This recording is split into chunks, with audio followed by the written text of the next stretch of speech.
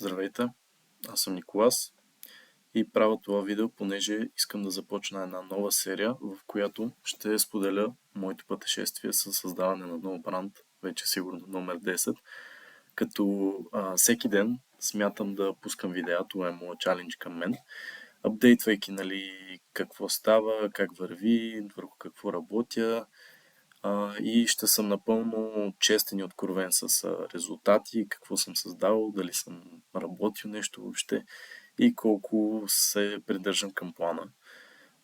Като го правя, понеже искам да съм максимално отворен към всички хора, да видят, че е възможно, като се получи да имам доказателство. Не, шегувам се, разбира се, но интересен път и смятам, че трябва да има такива видеа, особено в българския пазар няма много. Като цяло съм много гледам на английски видеа и съм голям консуматор на тема e-commerce за американския пазар става въпрос.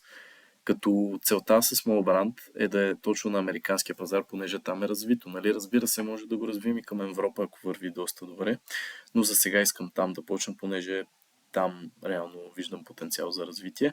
Като избрах добавките, като ниша да започна, понеже добавките са консуматив и те на всеки 30 дена трябва да си купиш нова добавка, като ти свърши.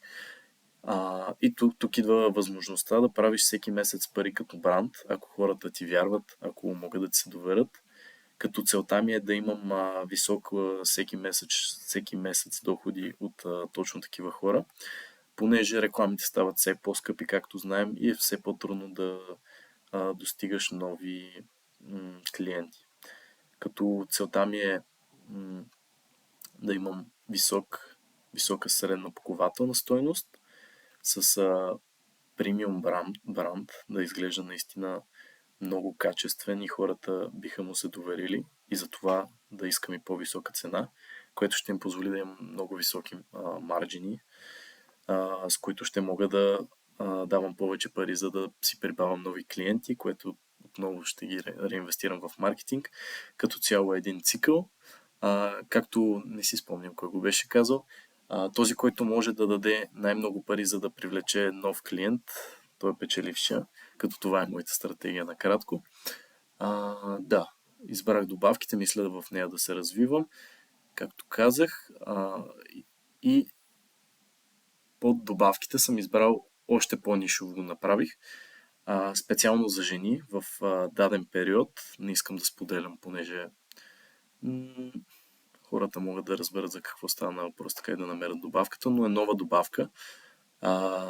Не е нещо супер специално, но ще гледам от към брандинг да си свърша работата, за да може хората наистина да се чувстват, че е нещо уникално.